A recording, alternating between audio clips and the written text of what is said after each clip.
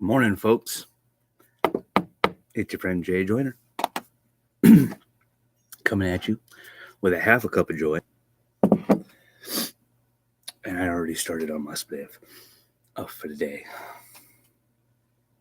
So,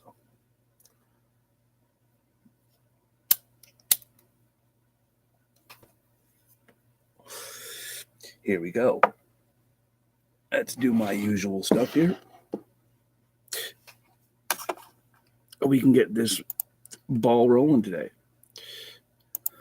Now, just to let you know, it is Saturday. This won't happen every Saturday. Might happen a little bit. Might not. But this won't happen every Saturday because on most Saturdays I have prior engagements. So, with that being said, let us start the day.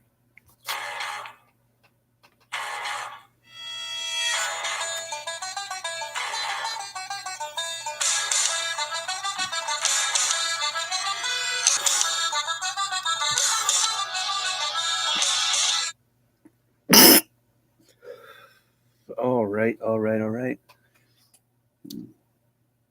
Now, come before you today, give you a little history lesson about me.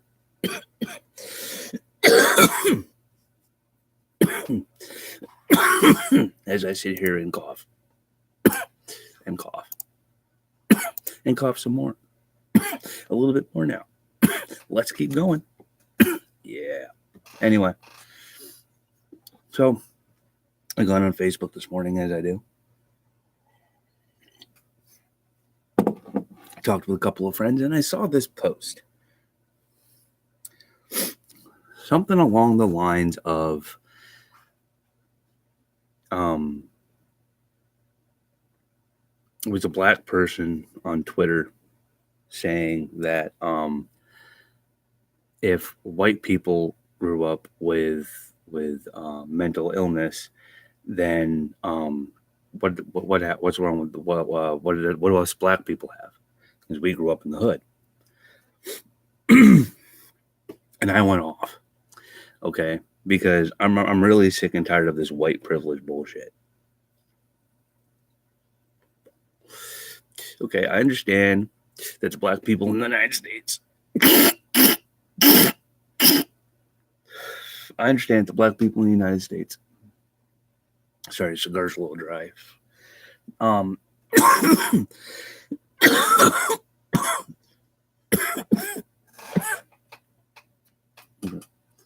Put that down now so I can talk.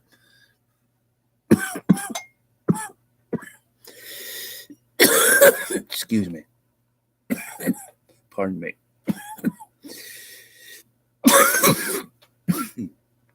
Damn, I hope you're not wearing headphones while watching this.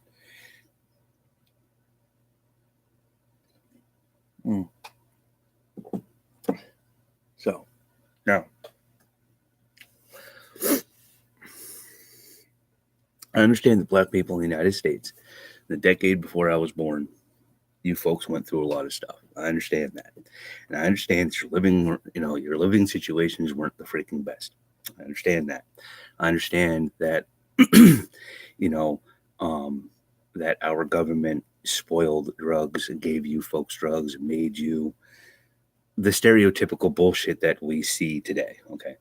I understand that happened back in the 1970s. It happened in the 60s. It happened in the 80s as well. Okay. I understand that. But you also have to understand that just because of the color of my skin doesn't mean I grew up privileged. Okay. Just because of the color of my skin, I didn't grow up with having everything handed to me in life. Okay. I know what it's like to grow up with a drug addict father who's never there. I know what it's like to grow up with an alcoholic in the family who likes to beat you on a regular basis. I also know what it's like to not get things that you see other people getting. Okay. For example, here I'll give you a nice example, a little history of how I grew up. I lived in a duplex, okay, a side-by-side apartment, one building, but on one half of the building was one person's apartment, and on the other half of the building was another person's apartment. I grew up in a small suburban town called in Quincy, Massachusetts. Okay, we used to hear screaming from the landlord next door. Why? Because he was a Vietnam War veteran. Okay, he was an older white male Vietnam War vet who would have flashbacks and toss around and scream a lot. Okay, and then I also had my dad, who was schizophrenic and self-medicated with every single type of drug you could possibly think of. So when he came home after being on a bender, he didn't recognize I was even there. As a as a baby, as a newborn child, okay, I was left alone for hours, for days, in a crib, by myself, in a house, by myself, while my mom was out working and my dad was out doing whatever. How's that white privilege? Okay, I grew up in a household where we couldn't afford the flashiest new clothes and the new cassette tape players, or the new cassette tapes that were coming out, the flashy new things that came out. But yet, right next door, not even a block and a half away from me, right next door, were two boys who had a mom and a dad, both white, who got everything handed to them. They wanted the new fashion, they got it. They wanted the new style of haircut, they got it. They wanted the new fancy tape player, they got it. When CDs were first introduced, they were one of the first kids in our block to get a freaking CD player. They got, when the one boy had an accident at the school, was out of school for a month, got the teacher to come to his house and specially tutor him. I was out of school for 2 weeks with the flu. You know what I had to do? I had to go to school and make up that work. 2 weeks worth of work I had to go make up. Nobody came and tutored me. Nobody came and helped me out. And I have a learning disability, which at that time we didn't know what that was.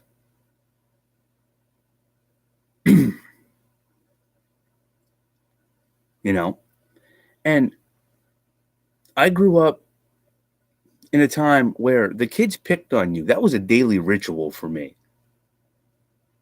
I went to school, I got picked on.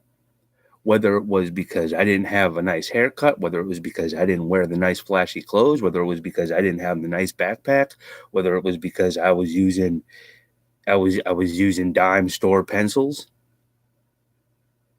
off-brand colored crayons. Yeah, I got picked on for that crap.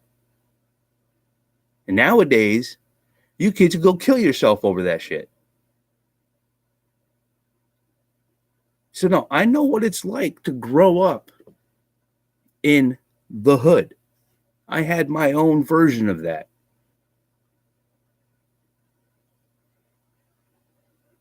I didn't grow up what you people consider white privilege. I grew up in a single parent home with 2 kids. And then when my mom remarried, it was 3 kids. And at the age of 16, I had to learn how to fend for myself. In today's age, you kids wouldn't do that.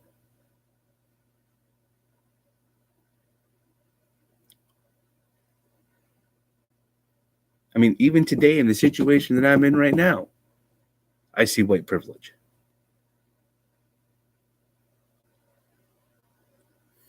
So, what I'm basically trying to say here, folks, is privilege is not based on your skin color. Okay? Privilege is not based on how you grew up, or if you grew up in the hood or not. You know, there's no such thing as privilege. There are those who get, and there are those who don't. It's just the way that it is.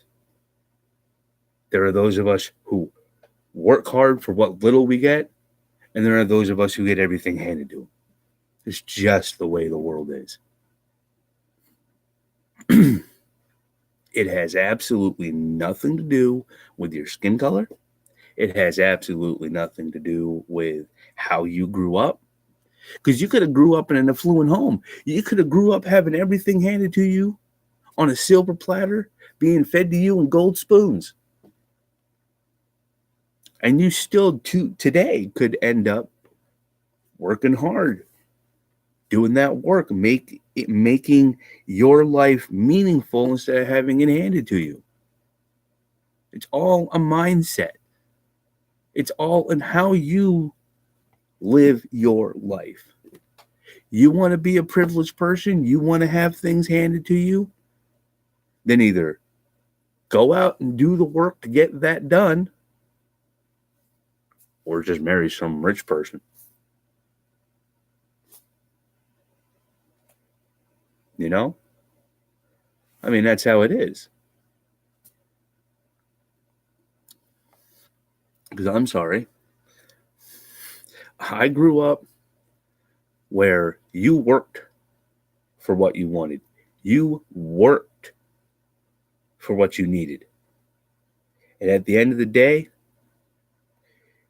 you may be tired.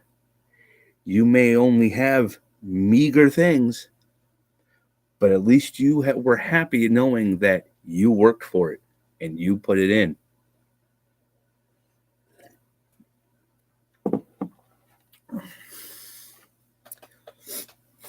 I mean, those of you who know me, who know that I'm, pretty much unemployed, sitting in somebody else's house for the time being. Do you think I enjoy that? No. I would much rather be working a 9-to-5 job and paying rent, paying utilities, living on my, whether on my own or with somebody, but living knowing that this is mine. That's what I want. That's what I've been wanting. But we all make mistakes, folks. It's called life. We learn from our mistakes, or at least that's what we're supposed to do, so that we don't make the same mistake twice. Yeah, I know. Don't say it. Don't any of you say it. I know what you're thinking. I know what you're thinking. No, no one's watching this one this time, so who knows? Maybe you'll watch it, maybe you won't. And you just sit here for 13 and a half minutes watching me ramble on about nothing special. I know you people are probably trying to get sick and tired of hearing me just groan on and on and on about how life's not fair. Well,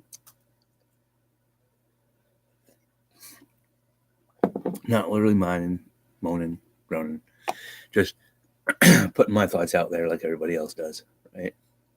And that way we have Facebook and YouTube and Twitter and Instagram. I did the Instagram thing for a while there. I was putting all my cooking stuff on there, and then I stopped cooking. Mainly because I didn't have the money to go out and get the stuff needed to cook anymore because, times are tough.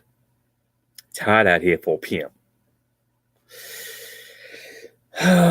People, 31 subscribers, and yet nobody watches my stuff. At least not now. Oh, well. So, what else dare I talk about? Anybody? Anything? Nothing? Okay. Maybe I'll just start making these 15-minute shows. Just ramble for 15 minutes and go from there,